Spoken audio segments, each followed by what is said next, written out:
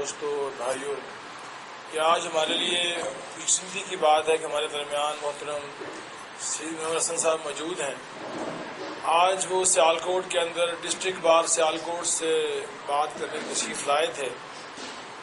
اسی موقع کو غنیمت جانتے ہوئے ہماری خواہش تھی کہ چیمبر آف کامرس کے دوستوں سے بھی ان کی بات ہو جائے، لیکن انہوں نے کہا یہ پھر کریں گے، اس لیے آج ایک ہی پروگرام رکھا گیا تھا ڈسٹرکٹ بار کا۔ لیکن ساتھ ہم نے کھانے کے موقع پہ چند دوستوں کو دعوت دی کہ موجودہ حالات کے حوالے سے جو ہمارے ذہنوں میں سوالات ہیں، اور ایک پاکستانی کی حیثیت سے اور ایک وطن شہری کی حیثیت سے ہمارے پاس اس کا کیا حل ہے، تو ہم آپس میں ایکسچینج آف ویوز کریں، کچھ سوال کریں، کچھ چیزیں جو ہے وہ شیئر کریں۔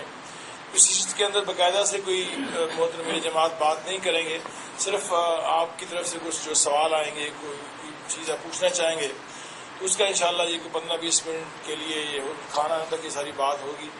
شکر گزار ہوں سب دوستوں کا تشریف لائے، خاص طور پہ جناب حسن امین جوید صاحب کا، محترم پرویز خان صاحب کا، ڈاکٹر اسلم ڈار صاحب کا، دیگر ہمارے بزنس مین ساتھیوں کا کہ جو یہاں تشریف لائے۔ انشاءاللہ ہمارے مل بیٹھنے سے بہت سارے مسئلوں کا حل بھی نکلے گا اور ملک کی ترقی کے لیے ہم بہتر مشورے جو دے سکیں گے۔ تو میں آپ کو دعوت دیتا ہوں کہ جو دوست بھی باری باری جو اپنا دورہ بھی کروا دیں اور ساتھ جو کوئی سوال کرنا چاہیں وہ آپ کر سکتے ہیں۔ تو ہاؤس اوپن ہے، آپ بات کر سکتے ہیں جو بھی کوئی۔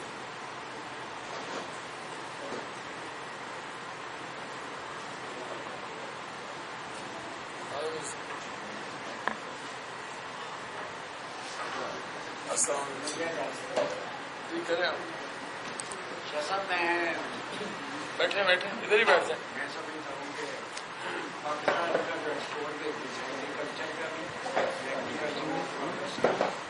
اور ہماری لیبر کام جو ہوتا ہے وہ بھی کیسے بھی ہوتا ہے، تو میں سمجھتا ہوں کہ ہمارے اسلامی کو ایکسپورٹ بورڈ جو اوپر لیبر جو کاروبار بھی ہیں اور اس کے اور جو اپنے دین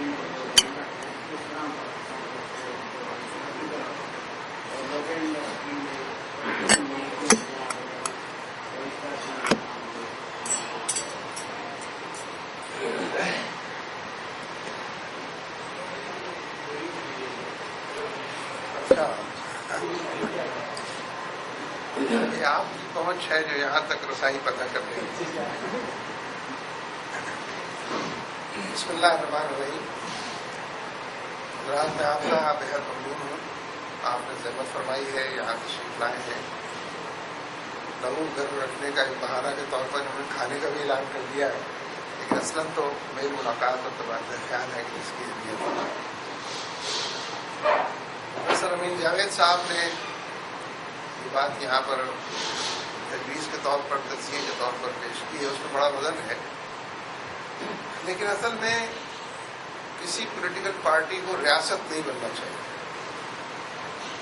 پولیٹیکل پارٹیز الیکشن میں کامیاب ہو کر حکومت تو بناتی ہیں، وہ بھی ریاست نہیں بنتی، بننا چاہیے۔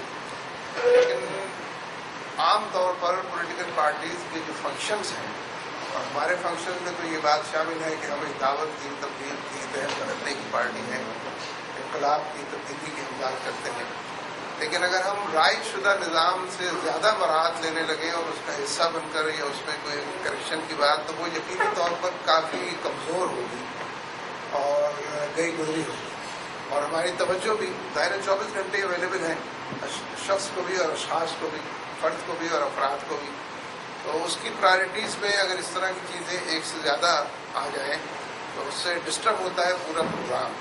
تو میں ذاتی طور پر تو اگر کوئی مشورے کے نتیجے میں کہیں پر فیصلہ ہو جاتا ہے تو بات دوسری ہے، لیکن میں ذاتی طور پر سمجھتا ہوں کہ پولیٹیکل پارٹیز کو اپنے ہی دائرے میں ان چیزوں کو پیش کرتی ہیں، ان کو زیادہ سے زیادہ ابلاغ اور زیادہ بڑے پیمانے پر کمیونیکیٹ کرنا چاہیے۔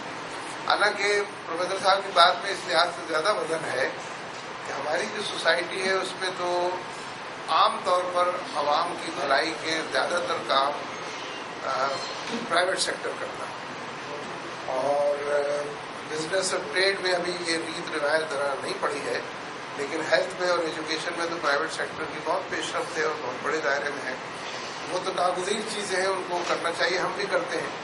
اور کوئی آفات آتی ہے, زلزلہ آیا ہے, طوفان آتے ہیں, تو ہم ہر جگہ پر الحمدللہ پہنچتے ہیں. اور ہماری بردر تنظیموں میں بھی جو پاکستان اسلامک میڈیکل ایسوسی ایشن ہے, اس نے بھی اس پورے عرصے میں کرائسس ریڈن جو لوگ تھے ان کو زیادہ ہیلپ کی ہے اور زیادہ کمیونیکیٹ کیا, اور ابھی تک سلسلہ جاری ہے. جب تو اس کی خبر نہیں آتی, لیکن جن لوگوں کو مکانات بنا کر دینے تھے, جن کو شیلٹر فراہم کرنا تھا, اور باقی ہیلتھ کے حوالے سے بھی چیزیں جاری ہیں, وہ تو ہم سمجھتے ہیں کہ ناگزیر ضرورت ہے. لیکن اس کے علاوہ جو چیزیں ہیں وہ ریاست کے ڈومین میں آتی ہیں اور اسی کو کرنا چاہیے.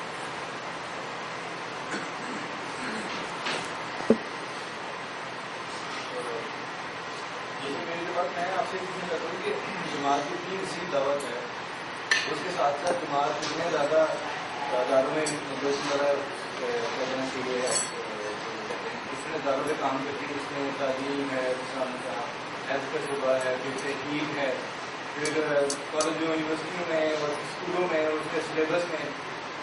کیا وجہ ہے کہ جماعت جو دعوت ہے وہ عام جو بندہ اس کو یہ نہیں جا سکتی کہ یہی واحد جماعت ہے جو پاکستان کو ترقی کی راہ پہ گامزن کر سکتی ہے, جو پاکستان بننے کا اکثر صحیح مفہوم جو دعوت اور قائدوں نے پیش کیا تھا, اس کو یہی جماعت میں لے کے چل سکتی ہے. لیکن ہم عام آدمی کو اس چیز پہ قائل نہیں کر سکتے. ہمارے سوسائٹی میں آپ زیادہ اس بات کو جانتے ہیں کہ یہ کوئی ایشو ہی نہیں ہے. عام آدمی کا معاملہ یہ تو ہم سب جانتے ہیں, بلکہ عام سے اوپر بھی, کہ جن لوگوں کو لوگ دن بھر گالیاں دیتے ہیں, ماشاءاللہ ووٹ بھی ان کو دیتے ہیں, اس سے ہٹ کر تو نہیں دیتے کسی کو. اس لیے کہ یہ ایک غلامانہ ذہن ہوتا ہے, اور اس ذہن کے نتیجے میں لوگ اس پر کنونس ہوتے ہیں کہ ظالم کو ووٹ دو تو شاید تھوڑے سے ظلم سے بچ جائیں گے.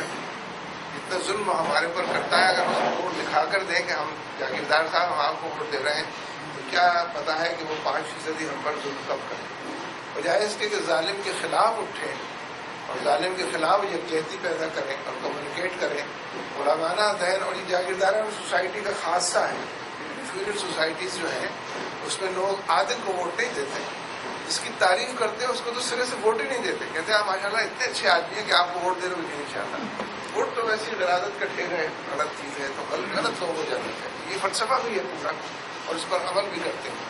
تو اس لیے الگ سے یہ بات اپنی جگہ بہت مفید ہے کہ دعوت کے حوالے سے بات زیادہ لوگوں تک پہنچنی چاہیے. اور میں بھی ذاتی طور پر سمجھتا ہوں کہ جتنے لوگوں تک اندازاً اس وقت پہنچی ہوگی, اس کا ایک ایکسپلوژن ہونا چاہیے دعوت کا, ہمارے موقف کا, ہمارے رویوں کا, تو زیادہ لوگوں تک پہنچے. لیکن اس کے لیے جتنے بڑے پیمانے پر وسائل کی ضرورت ہے, ہیومن ریسورسز بھی اور دوسرے میٹیریل ریسورسز بھی, وہ ظاہر ہے کہ جماعت کے پاس بہت کم ہے. ہیومن ریسورسز کو تو ہم ضرورت سے زیادہ استعمال کرتے ہیں, اور لوگ کم وقت نہیں بلکہ زیادہ وقت ان کا لیتے ہیں. ظاہر ہے کہ جو وہیکل اس کے باوجود چاہیے ہیومنس کو, وہ وہیکل اتنی میسر نہیں ہے. ابلاغ کے جو ذرائع ہوتے ہیں وہ اتنے بڑے پیمانے پر. آپ دیکھیں, ایک مثال دوں میں, آپ ڈاکٹر اسرار صاحب مرحوم مغفور 50 سال سے درس دے رہے تھے, کسی کو نہیں پتا. جب وہ ٹی وی پہ آنا شروع ہوئے تو اب سب جانتے ہیں کہ درس دیتے. جب سے وہ ٹی وی پر آئے, اور پہلے تو آپ کو یاد ہوگا کہ ضیاءالحق کے زمانے میں غلطی سے آ گئے درس کے, پی ٹی وی نے پروگرام شروع کر دیا, تو جھگڑا ہو گیا بات میں. لیکن پہلی دفعہ اس وقت تعارف ہوا, اس کے بعد اب جو کمیونیکیشن ہوا اپنی اس ٹی وی سے اور اس سے حالانکہ وہ آدمی درس دے رہا تھا, اتنا ہی اچھا دے رہا تھا, لیکن 150 200 500 ملان لوگوں کے درمیان دیتا. اور ویسے یہ جو ذرائع ابلاغ ہیں یہ بھی سمبلس بھی ہیں. مثلا یہ کہ میں یوں بات کر رہا ہوں, اس کی بھی بڑی اہمیت ہے, لیکن میں اپنی جگہ بدل لوں جو بڑی وی آئی پی جگہ ہو, میں اپنا مینس بدل لوں جو بڑا وی آئی پی 5 اسٹار مینس ہو, تو اس کی اہمیت بھی بڑھ جاتی ہے. جو بات میں کہہ رہا ہوں اس کو لوگ زیادہ سنتے ہیں, زیادہ توجہ دیتے ہیں کہ یہ بات پہنچ رہی ہے. لیکن آپ کا بنیادی نقطہ ٹھیک ہے کہ اس میں زیادہ بڑے پیمانے پر کمیونیکیٹ ہونا چاہیے, اور ہم سب کو اس پہ حصہ لینا چاہیے.